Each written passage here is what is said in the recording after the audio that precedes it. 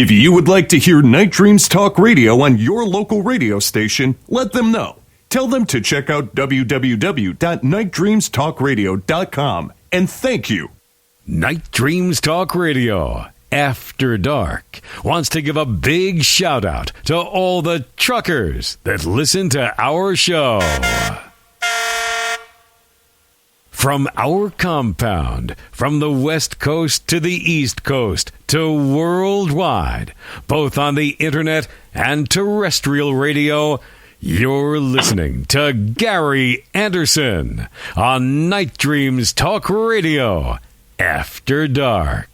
And it definitely is after dark. What can I say? Well, the week is almost gone. Tonight we got, two great guests. We got Ronald Meyer and we got Alan. Now, again, Ronald, when will that book be available, the new one? You could pre-order it right now on Amazon or Barnes & Noble, either in its Kindle form or hardcover form. It should be available on the 25th of October.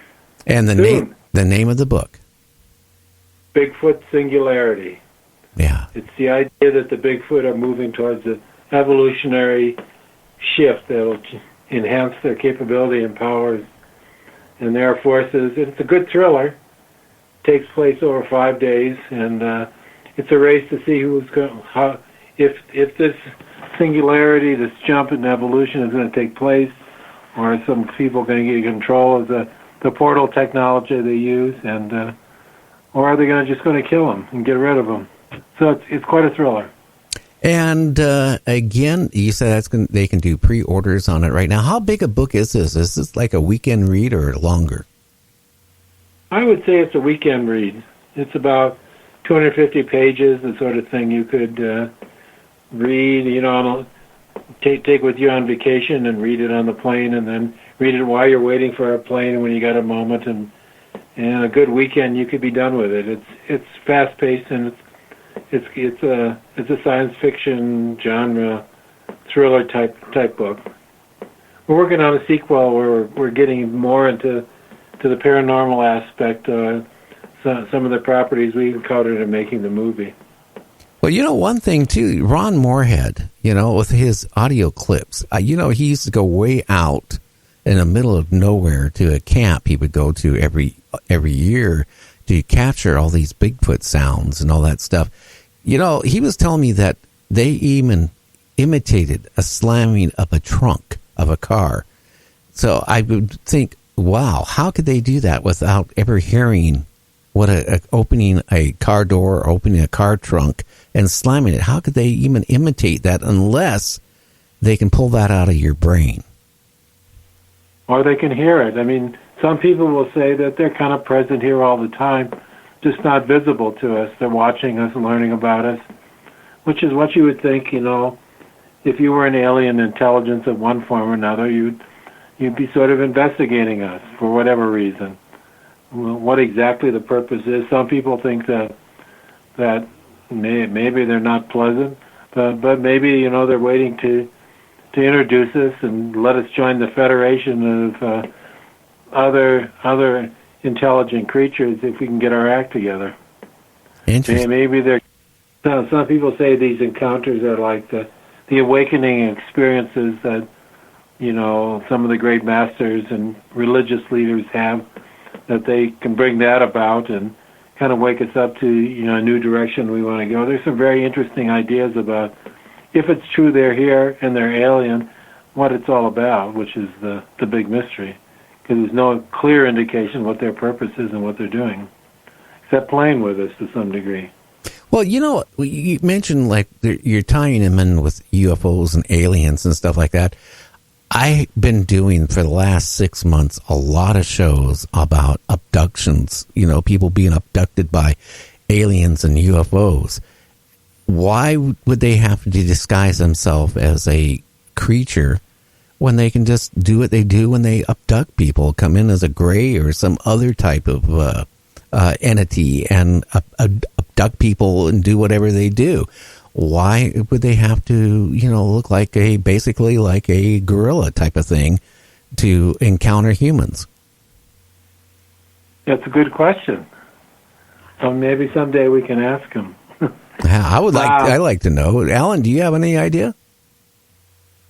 Well, one of the people we interviewed for our film was Stanton Freeman, who's now passed away. But he said he believes that Bigfoot are the heavy lifters for the aliens, that they're part of that species, but maybe even a little bit lower level, and they're here doing the heavy lifting, preparing for some future mass event, whatever that might be. I don't know. The way our climate is changing and the way our world is going, maybe they're planning maybe to inhabit our Earth. I don't know. I'm not talking about the Bigfoot. I'm talking about aliens. And maybe they're using some type of creature, like you mentioned, to do some of the lifting, to do some of the work. I have no idea. It's just, I just wish we could find a body of a Bigfoot or a skull, or, more than, footprints or hair. I mean, we found hair, but every time it gets analyzed, it comes back as bear hair or something else.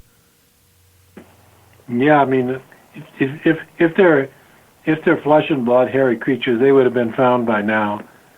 It's clear that they are very good at escaping cameras, and like your encounter was pretty long, but by and large, they're pretty damn elusive. You're just not going to catch them that way.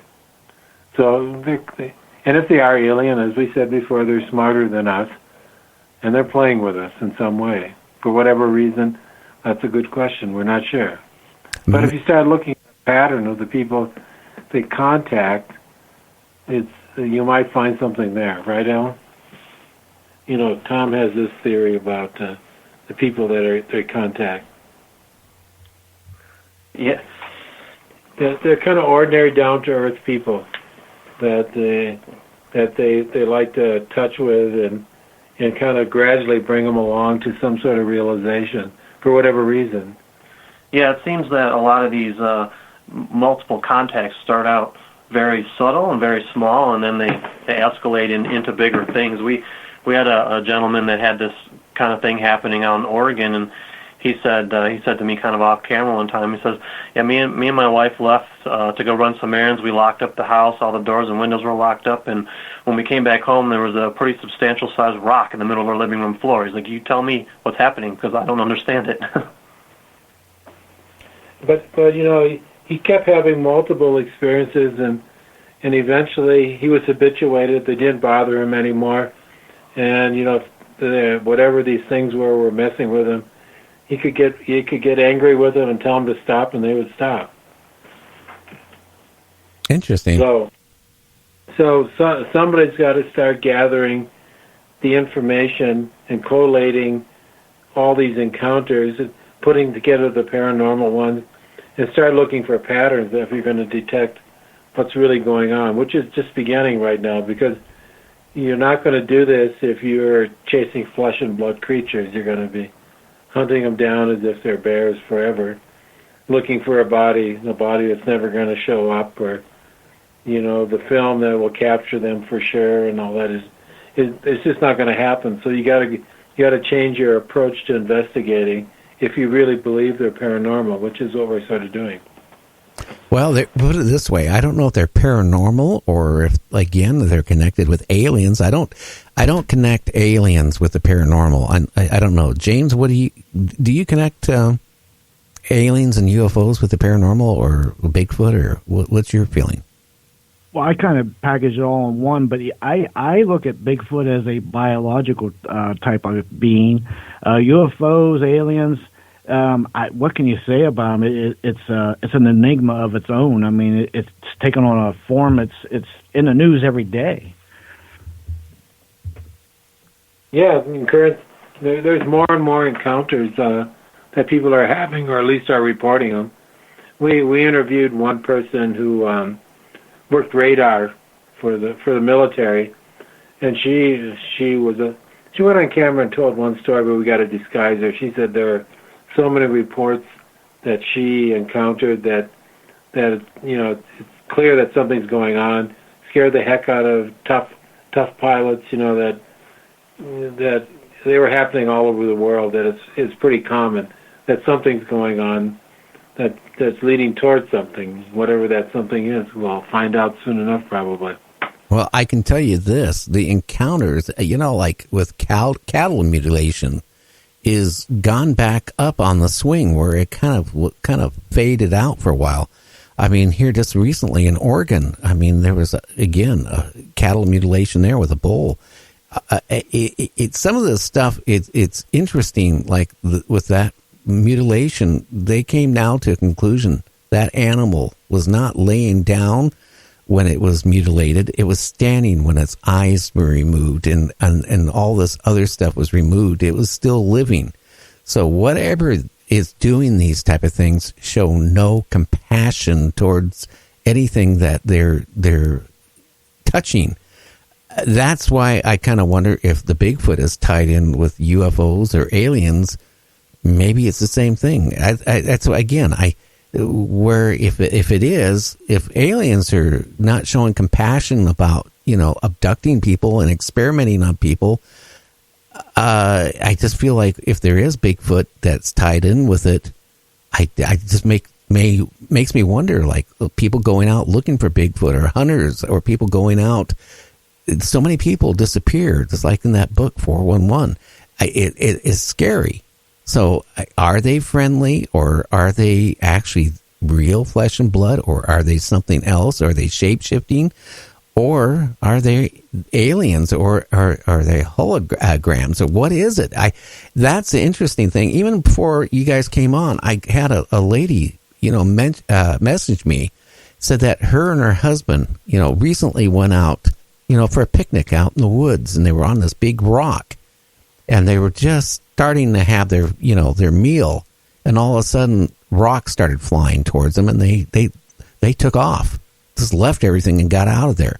Now, is that to scare them away, or is that showing signs of aggression? I think that's perfectly showing signs of aggression. Yeah, I've had that experience several times, and I did not flee, and I held my ground, and it did not stop, but it did not get aggressive, and I never was once ever struck. So I think it's more of a shoo away kind of thing, at least the experiences that I have had. I never felt in danger, even though projectiles were coming in my direction. Yeah. Well, again, how about somebody that goes out in the forest and doesn't come back? That's the scary part. I mean, we don't